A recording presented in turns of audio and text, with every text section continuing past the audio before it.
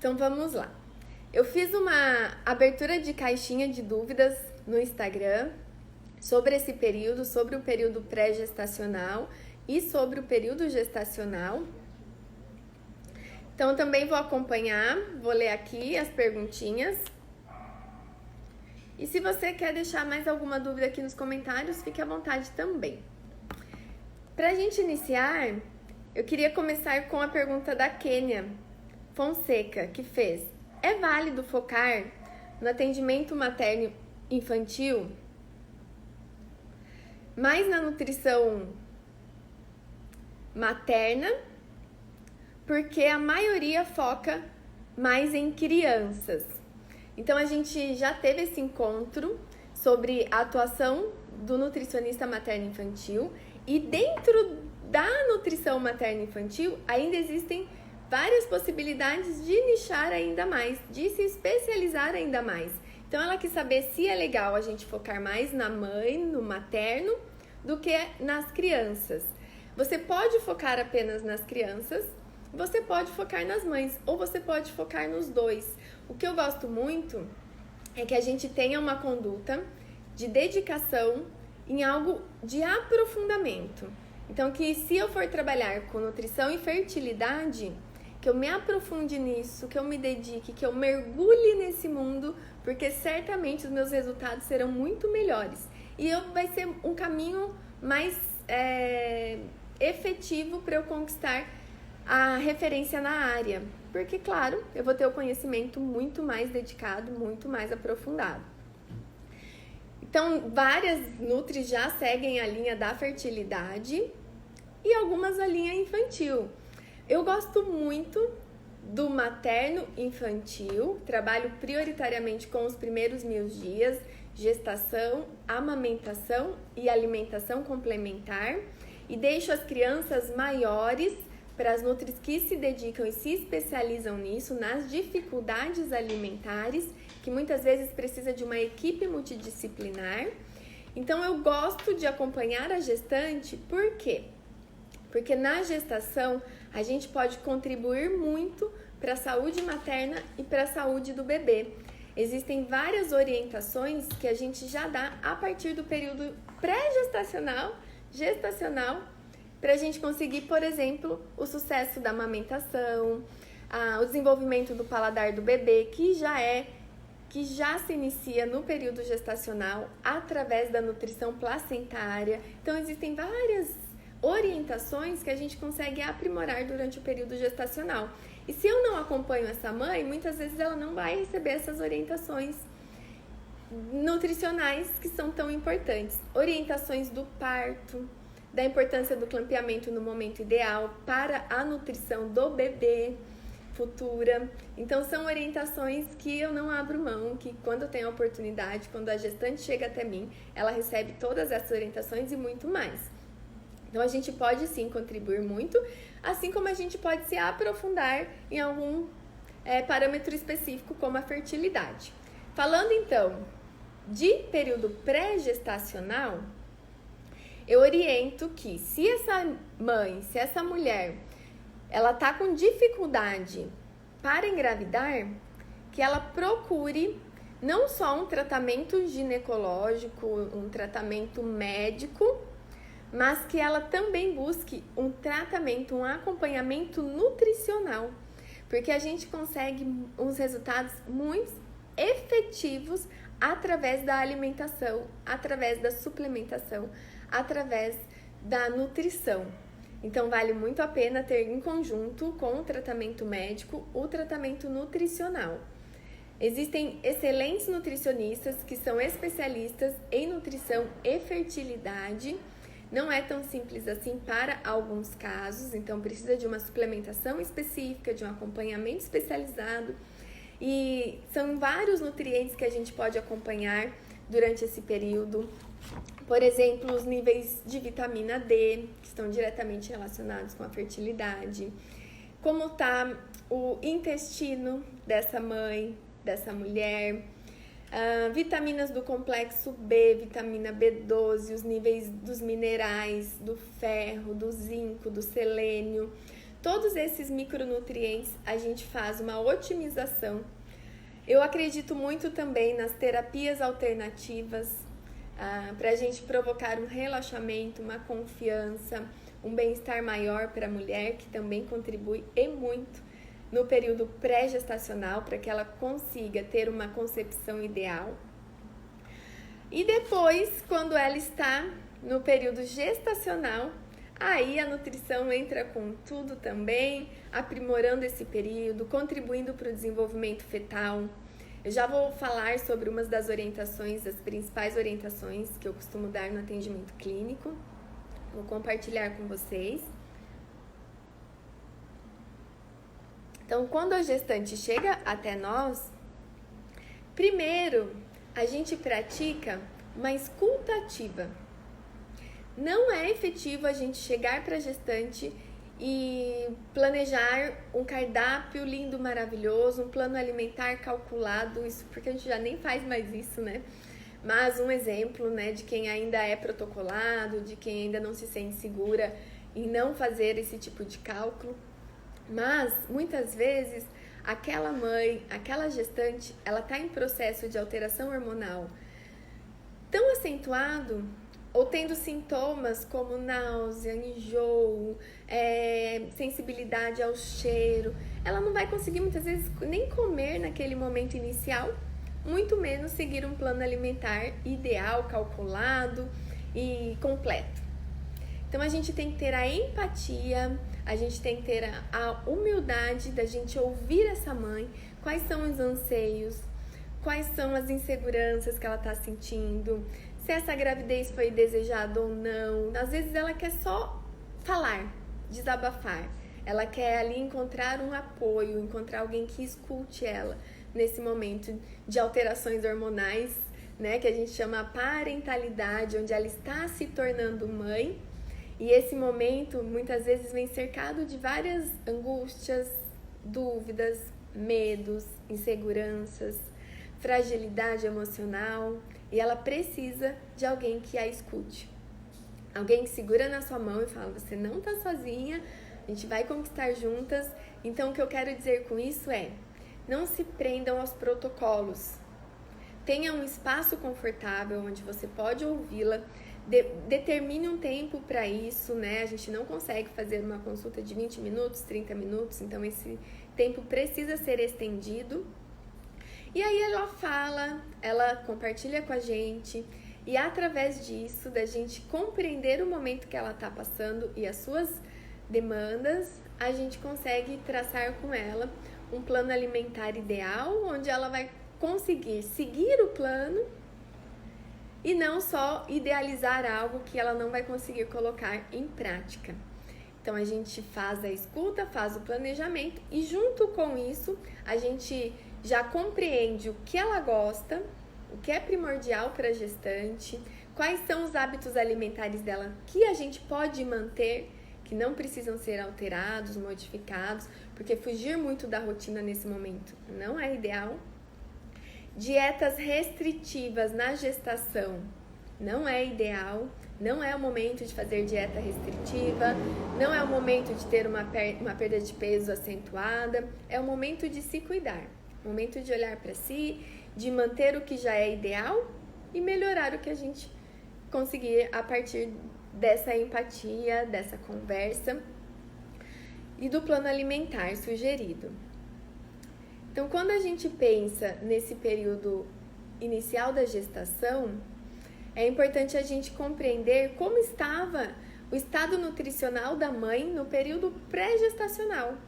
Se ela se alimentava bem, se ela tinha uma alimentação rica em alimentos da terra, alimentos naturais, ou se ela tinha muito consumo de alimentos industrializados, alimentos prejudiciais, porque a gente consegue ter ali um parâmetro de como está o estado nutricional dela como um todo.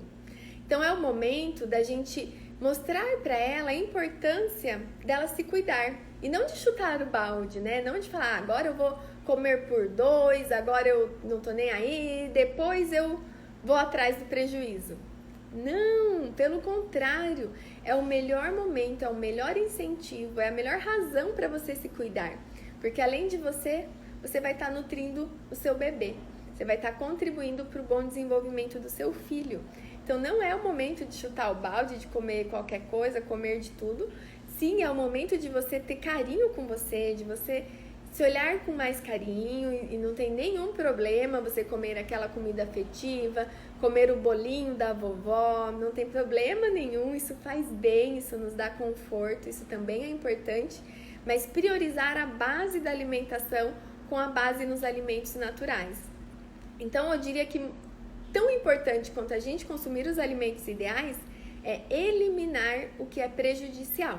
Então a gente reduz ao máximo alimentos artificiais, refrigerante, consumo de industrializados em gerais, né, que todo mundo sabe aqui o que são esses alimentos prejudiciais. São os alimentos que vêm nas caixinhas, nas latinhas, onde a gente lê o rótulo e tem ingredientes que a gente não consegue nem ler, de tão artificial que ele não tem nenhuma escrita ali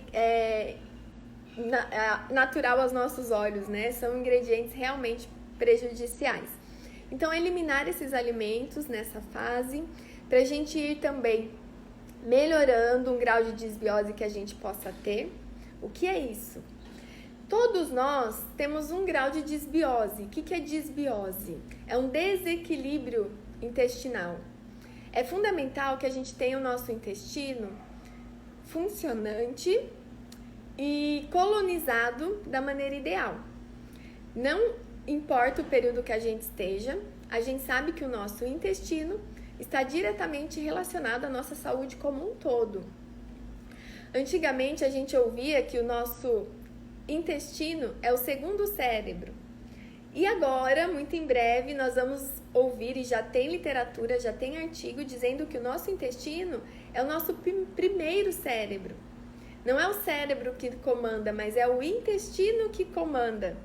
Então, o que a gente come, como a gente absorve, está diretamente relacionado ao nosso funcionamento como um todo.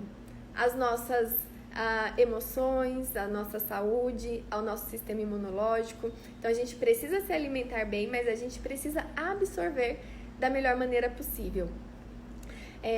A gente tem uma maneira bem fácil de compreender isso. O nosso intestino, ele já é determinado ou predisposto desde o período gestacional, no nascimento, através do nascimento, a gente transferir as bactérias boas da mãe ou ruins para o bebê, principalmente através, e predominantemente do parto natural, onde o bebê tem esse contato com a flora da mãe e já recebe essa primeira colonização. Então, a gente deve ter predominantemente as bactérias boas, as bactérias ideais, as bifidobactérias, os probióticos. Quando a gente tem um intestino bom, ele é um intestino assim, vedadinho, onde ele fica bem seletivo, onde ele absorve o bom e elimina o ruim. Quando ele está em desequilíbrio, a gente tem um intestino mais permeável. Então, as coisas ruins também começam a ser absorvidas. E aí a gente começa a ter consequências disso. E consequências diretamente ligadas à nossa saúde. Então, para a gestante e para todos, a gente faz uma melhora da microbiota, da flora intestinal, através da suplementação e através da alimentação. Então, a gente tem cepas específicas, existem milhares de cepas, e a gente consegue selecionar as cepas específicas para o período pré-gestacional e gestacional. E também os outros, para o bebê, para o idoso, para o adulto, para as patologias. Então, a gente consegue ter essa prescrição bem individualizada. E aí a gestante começa a ter uma melhora como um todo, uma otimização dos nutrientes. No período que ela vai comer pouco, período inicial, ou que ela não vai comer, que ela vai ter os desconfortos, a gente consegue garantir uma otimização dos nutrientes. É importante respeitar esse período e informar para ela que tá tudo bem. Nós temos reservas para superar esse período, que a gente vai comer menos, ou que a gente vai ter vômitos, ou que possa até acontecer uma perda de peso inicial, e tá tudo bem, depois isso é recuperado. E a gente pode também sugerir para ela uma suplementação de micronutrientes. O ômega 3, como também foi uma perguntinha aqui. A Dayana, nutricionista, legal falar sobre o ômega 3. Então, o ômega 3 é importante não só no período gestacional, mas também no pré-gestacional e também na amamentação, porque é um nutriente que anti-inflamatório, ele vai favorecer o desenvolvimento do bebê no sentido do sistema nervoso central, ele vai contribuir para a boa nutrição da mãe, para o bom estado de saúde. A vitamina D em níveis ótimos também previne aborto espontâneo, então a gente mantém os níveis ideais da vitamina D. E junto com isso, o ácido fólico, que quando a mãe está numa gravidez planejada, ele já deve ser suplementado mesmo antes da gestação. Pelo menos 3 meses antes da gestação, a suplementação do ácido fólico, porque ele previne más formações do tubo nervoso, do tubo neural do bebê. Então a gente começa antes, mantém, e assim com o conjunto de alimentação e suplementação ideal, a gente tem uma nutrição favorável tanto para a mãe quanto para o bebê. A nutrição é essencial? Ela é importante, mas ela vem em segundo plano. De nada adianta se a gente não tiver uma alimentação ideal, predominante, uma base nutricional ideal. Então, muito mais que os suplementos, primeiro vem os alimentos. Então, é a melhor fase para que a gente volte o olhar para isso, para que a gente resgate os hábitos naturais, para que a gente melhore não só a alimentação da mãe, mas a alimentação da família, porque depois esse bebê vai vir, esse bebê vai chegar, esse bebê vai começar a comer, então que a gente possa ser exemplo para o bebê, que esse bebê possa, através dos exemplos dos pais, ter hábitos ideais também, então que a gente já possa começar a melhorar desde já. Então, se você não tem um hábito, se a cliente não tem o hábito de comer alimentos da terra, naturais, não precisa começar de uma forma grande, né, agora. Mas a gente pode começar aos poucos. Se desafia pelo menos 1 ou 2 ou 3 alimentos por semana novos. Se eu não gosto de abóbora, mas eu vou experimentar a cabotiá. Cabotiá é uma abóbora bem doce, de fácil aceitação. Eu não gosto de cozida, mas você pode fazer ela no forno. Ela assada, com azeite. Pode ser que você se surpreenda com outras formas de preparo dos alimentos. E quem pode orientar também essas dicas? O nutricionista. Por isso que eu enfatizo que o nutricionista não precisa cozinhar efetivamente, mas ele precisa saber e saber orientar. Isso faz toda a diferença na prática clínica. Às vezes a gente tem aquele preconceito, né? Eu sou nutricionista, não sou cozinheira. Engano, grande engano. Se você souber cozinhar, se você tiver também estiver aberta para isso, as técnicas culinárias, os temperos, os alimentos, as formas de preparo, de conservação, você vai ter muito mais para compartilhar com o seu cliente, que vai ter muito mais resultado quando ele tem essas orientações que se estendem além do plano alimentar. Então, a forma de preparo contribui muito para a aceitação dos alimentos. Então, se você não gosta de cozinhar, tudo bem, você não precisa ser uma expert na cozinha, mas se abre um pouquinho mais para isso, no seu tempo vago, nos seus momentos de descanso, que você possa se aventurar na cozinha, experimentar novas formas, novas receitas. Eu disponibilizo para os meus clientes um receituário com receitas bem práticas. Nada daquelas receitas mirabolantes que precisa bater aqui, clara em neve ali, não. Tudo receita prática, com ingredientes simples, onde ela mistura tudo, coloca no forno, ou aquela preparação da terra mesmo, uma boa sopa de mandioca, como fazer um frango gostoso, coisa simples do dia a dia que vai fazer diferença para aquela família. Às vezes ela nunca provou a abóbora, mas ela vai gostar da abóbora assada e não dá trabalho nenhum. É só fatiar a abóbora crua, colocar no forno, aguardar uns minutinhos, enquanto isso a gente pode ir fazendo outras coisas, ou colocar outras preparações no forno, e aí essa mãe vai conseguir ter uma variedade, uma qualidade muito melhor na alimentação. Bom, junto com tudo isso, a gente faz uma sugestão de acompanhamento para a gestante.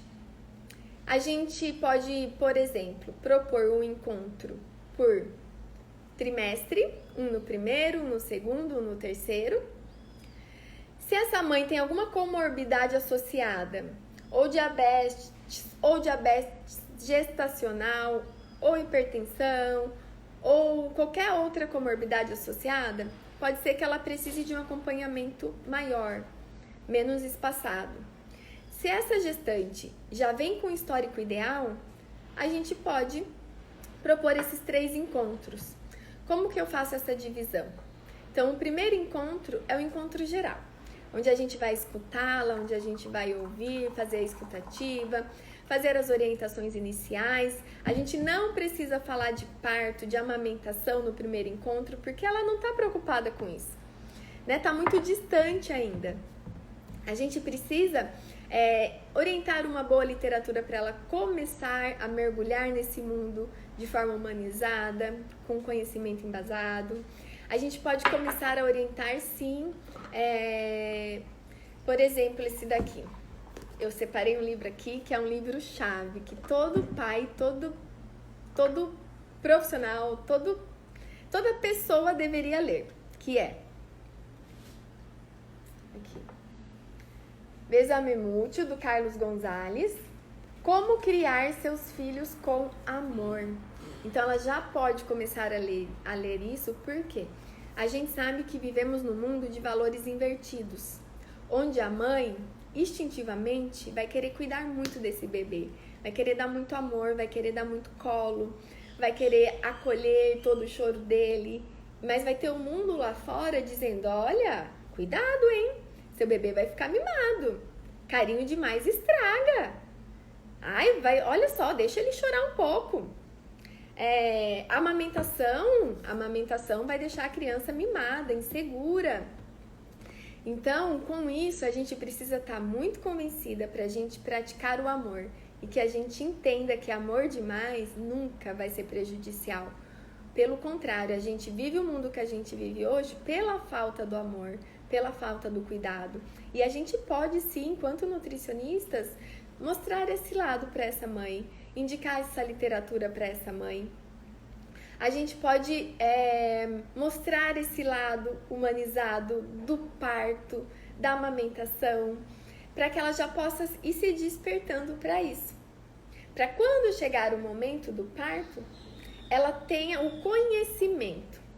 E aí ela vai ter a chance de ter uma opção informada, uma escolha informada. E aí ninguém vai roubar isso dela. Se ela preferir a cesárea, ok. Se ela preferir o parto normal, que ótimo. Mas que isso seja informado, não que seja roubado dela por falta de informação. Então, como a gente sempre costuma dizer, o melhor item do enxoval é a informação. O bebê não vai precisar de mais nada quando ele nascer. Às vezes a gente perde um tempo precioso, preocupadas inclusive, em fazer o melhor quarto, em comprar o melhor berço, as melhores roupas. Quando o bebê nasce, ele não vai se importar para nada disso, não vai fazer nenhuma diferença na vida do bebê. Ele não tá nem aí pro berço que ele vai dormir, mesmo porque ele não vai nem querer. Muitas vezes o que ele precisa é estar do lado da mãe, do pai, acolhido. Quando o bebê nasce, ele não precisa da melhor roupa. Quando o bebê nasce, ele só precisa de 2 coisas: de amor e leite do peito. Mais nada. Quando o bebê nasce, tudo que ele precisa, ele já tem e de forma gratuita.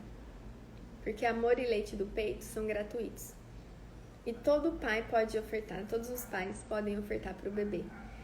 Então, que a gente tenha informação para isso. E tudo bem se a gente quiser fazer um enxoval lindo, maravilhoso, mas que também a gente tenha a chance, a oportunidade da informação adequada. Que a gente não esqueça essa parte, que a gente priorize essa parte. E o resto é o resto. E quando a gente pensa ainda em informação embasada, de confiança, de apoio, aí ninguém segura. Qual que é a diferença da boa informação, né? Quando a gente está informada, a gente fica segura, a gente fica empoderada.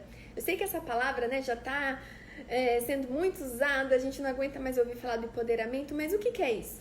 É exatamente a gente tomar posse daquilo, a gente ter confiança daquilo, porque a gente sabe o que a gente está fazendo e onde a gente quer chegar e o que a gente vai colher de benefícios com aquilo. Quando a gente está empoderada, aí, minha amiga, pode falar o obstetra, pode falar o pediatra, pode falar o nutricionista, pode falar que o meu bebê tá grande demais, que não dá para fazer parto normal, pode falar que eu não tenho leite, então eu preciso, pode falar o que for. Quando eu tô convencida daquilo, quando eu tenho informação, quando eu tenho confiança, eu sigo contra tudo e contra todos, porque eu sei onde eu vou chegar e os frutos que eu vou colher. Então, a informação é inestimável.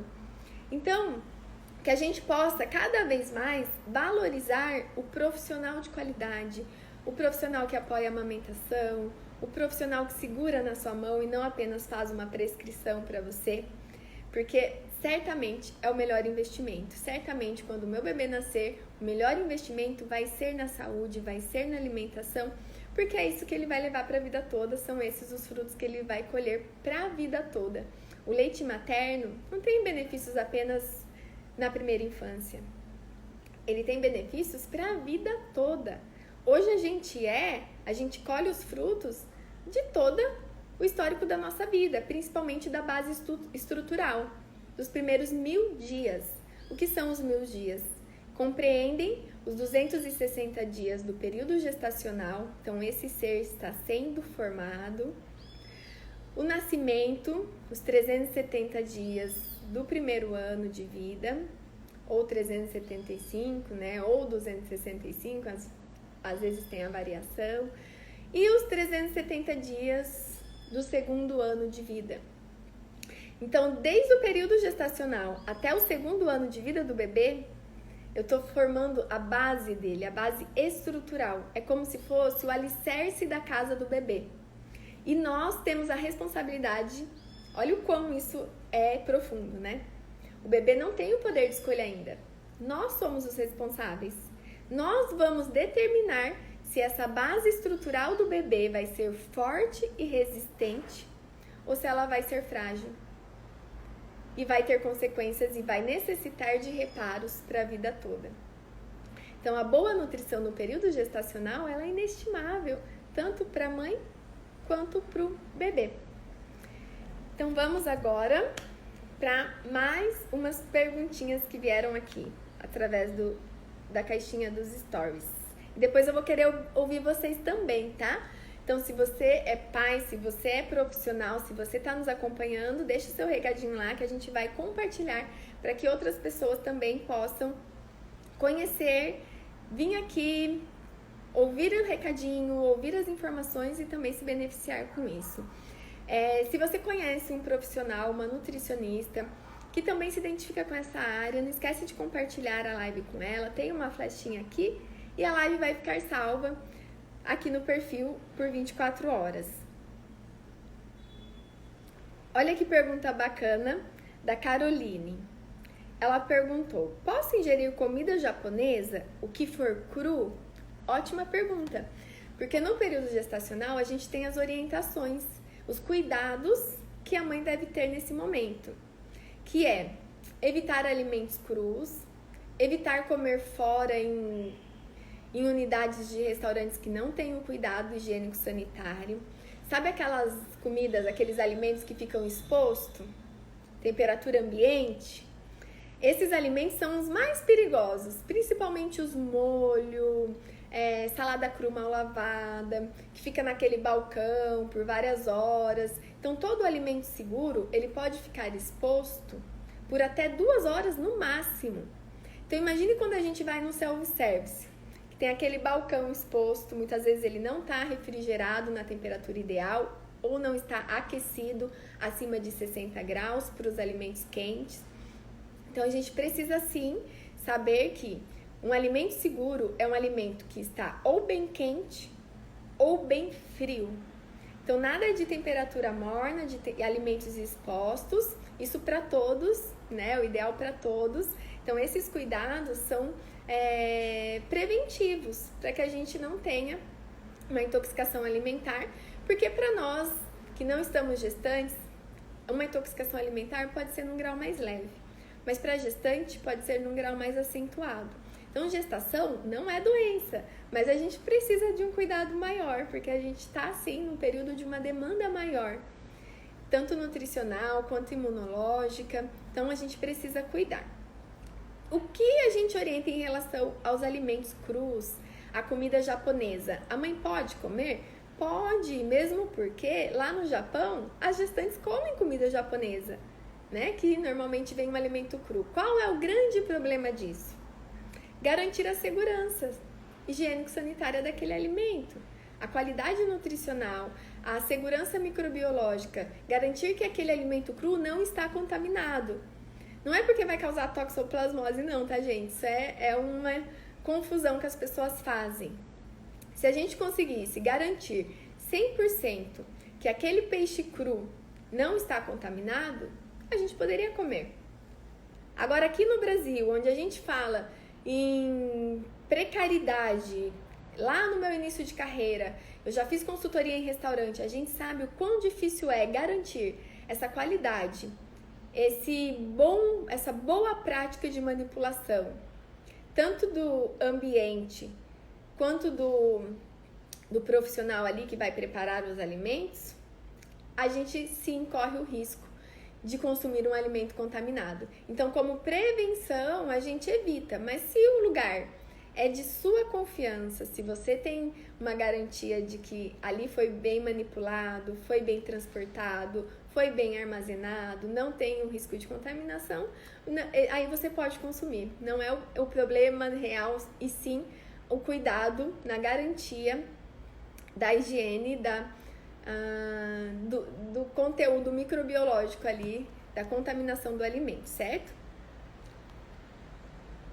E tudo que a gente não pode garantir, a gente evita, tá? Comer maionese em barraquinhas de lanche, tudo isso que vai muito molho, muito leite, muito cremoso, aumenta o risco de contaminação.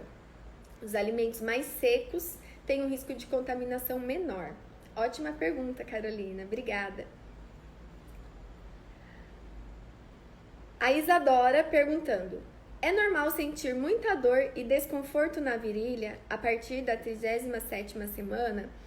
Sim, não, né? Independente das semanas, conforme a gestação vai evoluindo, a gente vai sofrendo alterações fisiológicas, hormonais, preparatórias para o parto. Então, o nosso corpo vai tendo ali uma alteração, principalmente nas articulações pélvicas. Então, isso é preparatório para o parto, isso é fisiológico e pode causar um certo desconforto, uma certa alteração, uma certa dor.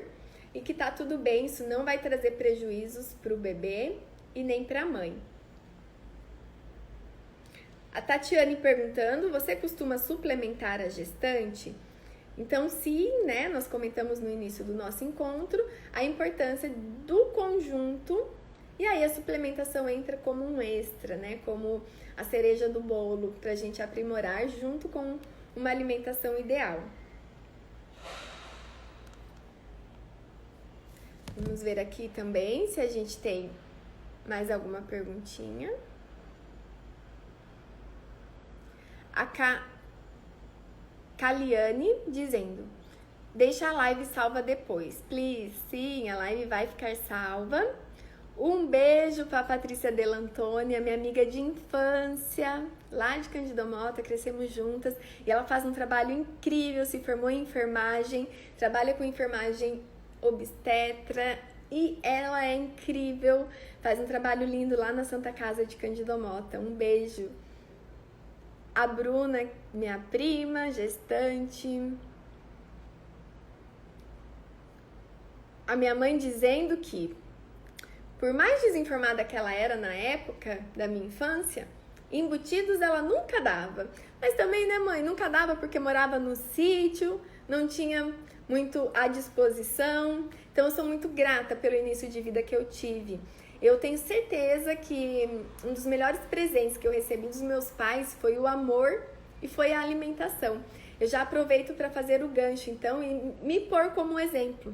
Obrigada, mãe, obrigada, pai, por toda a falta de informação que existente, né, na época. Eu fui desmamada com 8 meses por uma orientação errônea, porque minha mãe teve uma nova gestação e o pediatra falou que ela deveria me desmamar, então tive um desmame abrupto de um dia para o outro.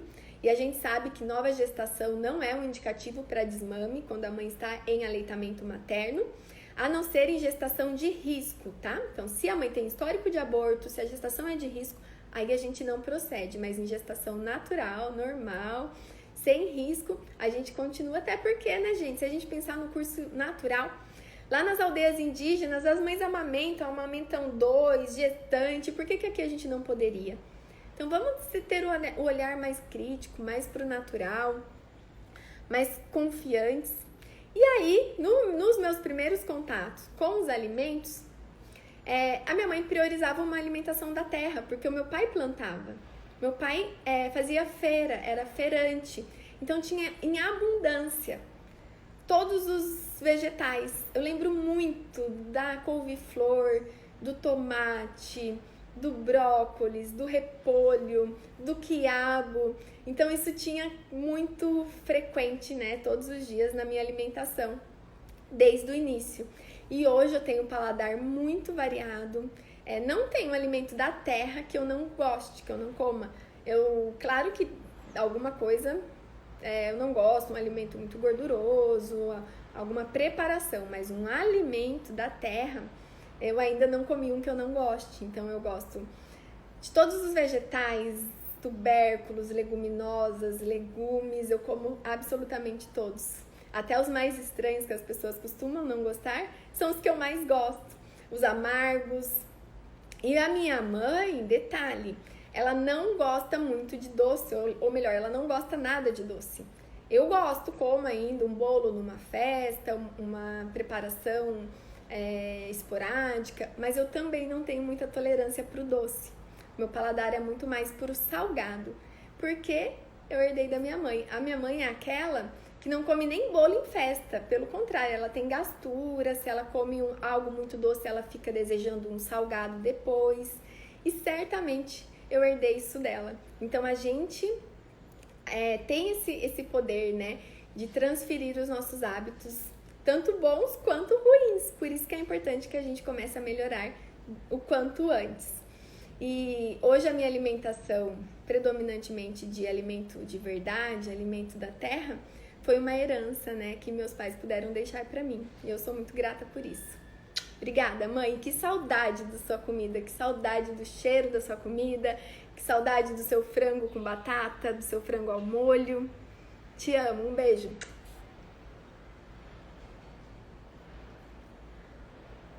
Vamos ver aqui se tem mais alguma perguntinha.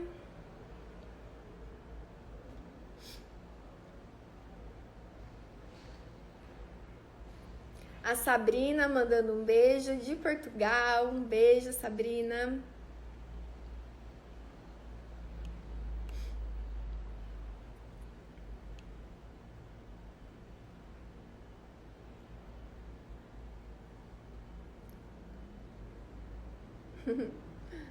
A minha amiga Nutri Sara, que trabalha com nutrição esportiva, nutrição para as mulheres, nutrição comportamental. Oi, lindona, quando eu for mamãe, você será minha Nutri, que honra, obrigada. É lá de Porto Alegre, a Nutri. Não tenho certeza da sua cidade, mas sei que você tá ali pertinho. Um beijo, saudades. Pessoal, então quero reforçar que esse encontro, essa live vai ficar salva. Então, se você conhece alguém que possa se interessar pelo conteúdo, compartilha aqui na flechinha, convida a amiga para assistir também. E dando sequência às nossas propostas de atendimento, então, inicialmente, a gente faz o primeiro atendimento da escutativa, compreender essa mãe, as suas dúvidas, faz a melhora da alimentação. de acordo com o momento dela, com a disposição dela.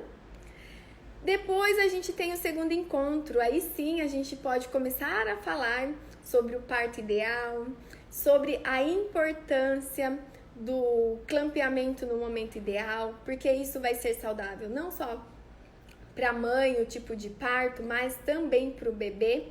Quando a gente está no momento ideal, tendo as contrações, aguardando toda a fisiologia natural do nosso corpo, preparatória para o parto, tem um poder inestimável, tanto para a mãe quanto para o bebê. Essas contrações do trabalho de parto, ela vai transferindo para o bebê um sangue extra que vai promovendo muito mais saúde para o bebê, vai prevenindo contra a anemia na primeira infância, vai preparando o corpo da mãe, vai preparando os hormônios da amamentação. Aí quando o bebê nasce, com a retirada da placenta, a gente tem a eliminação e a ativação dos hormônios da amamentação. Então a gente elimina os hormônios ali placentários, a gente dá espaço para ocitocina e prolactina, e aí o bebê nasce e o ideal é que ele venha para a mãe. É norma, é lei. O bebê nasce, o bebê que está ativo, o bebê que não tem sinais de qualquer intercorrência, o bebê que tem bons parâmetros, saudável, ele não vai para os protocolos de rotina. Ele não vai tomar banho, ele não vai ser pesado. Tudo isso é secundário. Ele vem para a mãe, contato pele a pele. É isso que ele precisa quando ele vem ao mundo. Vem para a mãe, preferencialmente que ele mame na primeira hora de vida, mas só esse contato já é suficiente para que a gente ative os hormônios, ative a ocitocina, ative prolactina e essa mãe tenha uma descida do leite, uma pojadura muito mais satisfatória. E a gente pode orientar essa mãe para quê? Para que ela busque uma equipe de parto humanizada, uma equipe de parto que vai garantir os direitos dela e do bebê, e não apenas um parto onde vai suprir as rotinas de protocolos dos hospitais, que é interessante apenas para o hospital, e não para a mãe e para o bebê. Depois a gente tem o encontro da amamentação. Então, o último encontro para essa gestante é o da amamentação, que eu considero muito importante. Lembra que a gente não fala lá no primeiro de amamentação, porque ainda é muito distante, ela tem um caminho da maternagem para percorrer. Então, depois a gente escuta essa mãe, ouve as dúvidas dela em relação à amamentação, os mitos que possam ter, que a deixam insegura, porque o que vai fazer diferença lá na frente, no nascimento do bebê, novamente, é a informação e a confiança. Porque a amamentação se dá a nível hormonal, é uma cascata hormonal, a nível da hipófise. Então, o bem-estar da mãe, a confiança da mãe, que vai permitir com que esses hormônios tenham a sua atuação efetiva. Quando a mãe está muito tensa, está muito insegura, está muito estressada, ela não está tendo apoio, pelo contrário, né? Ela está naquela rotina hospitalar, dos protocolos, alguém chega para ela, deixa ela amedrontada, fala que o bebê está com hipoglicemia, fala que o bebê precisa de complemento, ela vai ficando insegura e isso prejudica a descida do leite. É o momento em que ela precisa estar segura, confiante, apoiada. Por isso que os berçários, eles não são mais condigentes com a maternidade amiga da criança. Hoje, o Hospital Amigo da Criança, para quem não sabe, é uma plaquinha que o hospital recebe como um incentivo do Ministério da Saúde, como uma validação de que aquele hospital ele segue os 10 passos para o sucesso da amamentação. É fácil conseguir essa plaquinha? Não. Eu acabei de me mudar, né? Tô numa nova cidade, mas fiquei por 16 anos em Maringá. E em Maringá, eu sempre estava ali na linha de frente da amamentação, então faço parte do Comitê de Aleitamento Materno, tive atuação prática no Banco de Leite Humano, e a gente sabe que em Maringá, que não é uma cidade tão pequena, apenas um hospital conseguiu essa certificação. Apenas o HU, o Hospital Amigo da Criança, conseguiu seguir os 10 passos para o sucesso do Hospital Amigo da Criança e amamentação. Por que é tão difícil assim? Porque um dos passos é cumprir o parto natural. E a maioria dos hospitais tem um índice de cesárea muito alto. O outro passo é seguir o alojamento conjunto. Quando o bebê nasce, o bebê fica junto com a mãe e não no berçário. E muitas maternidades particulares ainda têm berçário. Outro passo, promover a amamentação, não ter bico artificial, não ter o complemento, né? Só sobre casos específicos e que esses são raros, não deveria ser como é. Então a gente segue os 10 passos, é importante que os profissionais conheçam os 10 passos para o sucesso da amamentação, porque a gente pode aplicar na nossa conduta clínica, no nosso consultório, para que o nosso consultório seja referência para essas famílias que desejam ter um início de vida mais natural, que desejam ter um apoio tanto para a gestação quanto para o parto e para a amamentação. E depois para a alimentação complementar. Também vai ser um dos nossos tópicos abordados aqui durante esses dias que vamos estar juntas. Vamos ver aqui se tem mais alguma perguntinha. Opa! Eu desenvolvi a doença grave, hipertiroidismo, na minha gestação. Sofri muito, passando muito mal e percebi muita falta de literatura sobre isso. Sim, aí o acompanhamento, né? Por isso a importância da gente estar mergulhada, da gente estar comprometida com o nosso nicho. O que é isso? É a gente estar apta para a gente acolher essa mãe na sua necessidade específica. Porque quando a gente atende tudo de todos, pode ser que a gente não se aprofunde em nenhum dos temas, dos casos específicos. Então é importante porque a gente consegue ter muito mais resultados. A Cíntia perguntando qual leite você me indicaria, um leite vegetal. Depende, né, para quem o leite. Para bebês, não. O bebê não deve iniciar com leite vegetal, então ele deve ter leite materno. Segunda opção, a fórmula. E depois, preferencialmente maior de 1 ano, que a gente consegue abrir mão para outros leites. Mas leite vegetal nós temos vários. Tem o leite de coco, tem o leite de amêndoas, tem o leite de aveia, tem o leite de quinoa, tem o leite que é misto. Então, eu gosto muito do leite caseiro. Fazer um leite de coco é maravilhoso. Quando a gente encontra um coco bom, até a casa fica cheirosa, fica perfumada. E o sabor é muito, muito melhor do que os industrializados. A mamãe aqui dizendo, daqui 1 mês meu bebê vai começar a alimentação complementar, tô perdida. Calma, lembra da informação? Aqui no perfil você tem vários posts informativos, onde você vai conseguir ter muita informação para você já iniciar de forma ideal. Os profissionais nutricionistas também estão aptos e liberados agora para fazer consulta online. Então você pode procurar a nutricionista que você se identifica, fazer o seu pedido, se ela pode te atender online. Eu já estou fazendo as consultas online. Ontem mesmo atendi uma mãe bem distante que jamais a gente poderia ter esse espaço, esse tempo juntas, e agora através do online foi possível. A nutricionista, minha amiga, é de Caxias do Sul. Então, Caxias do Sul, você tem uma excelente nutricionista aí, quem quer trabalhar com atividade física, qualidade de vida. A Amanda também perguntando, vou começar a introduzir a alimentação agora, quando fizer 6 meses, o que você pode me indicar? Então, a alimentação complementar aqui, né, predominante. Calma, mamães, novamente, se o seu bebê vai completar 6 meses agora, você está insegura, não tem como você procurar o profissional, você pode fazer a consulta online, ou você pode, aqui também no Instagram, tem muitos posts informativos, tem a hashtag alimentação complementar, Baby Nutri, BLW Baby Nutri, Amamentação Baby Nutri, onde você vai poder conseguir muita informação de qualidade.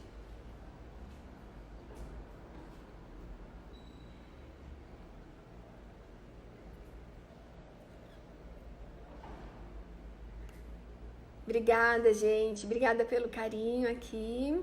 Tem mais mamães falando de alimentação complementar. Nós vamos ter um encontro, tá? De alimentação complementar. Então, hoje é pré-gestacional e gestação. Próximo encontro nosso, a nossa próxima live, vai ser sobre amamentação. Então, você que é profissional, deseja caminhar na nutrição materno-infantil, não dá pra gente fugir da amamentação, tá? A amamentação é o melhor alimento do mundo, é nosso dever como nutricionista e como pessoa, né? Todos deveriam promover, incentivar, apoiar e contribuir para o sucesso da amamentação, é um dever de todos. Então não dá para separar a nutrição materno-infantil da amamentação. Isso foi um grande questionamento meu quando eu compreendi o que era o mundo da amamentação. Eu falei, eu preciso aprender, eu preciso saber sobre as dificuldades, eu preciso saber como apoiar essa mãe, porque não dá para atender a gestante e falar tchau, agora eu só volto na alimentação do seu bebê. Então, se você é nutri, fique com a gente que o próximo encontro vai ser específico de amamentação.